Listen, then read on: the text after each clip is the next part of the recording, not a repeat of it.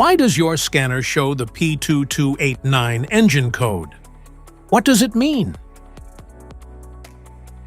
P2289 is a diagnostic trouble code for injector control pressure.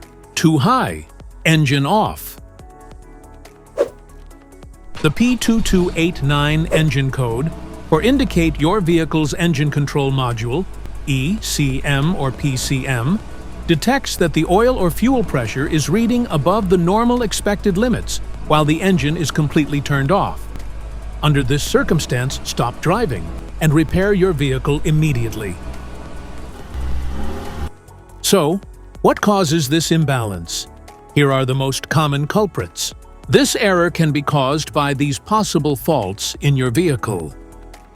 Faulty injector control pressure sensor, damaged wiring or connectors, stuck injection pressure regulator valve, blocked oil or fuel return passage, low or contaminated engine oil. Each DTC code corresponds to a specific issue in your vehicle.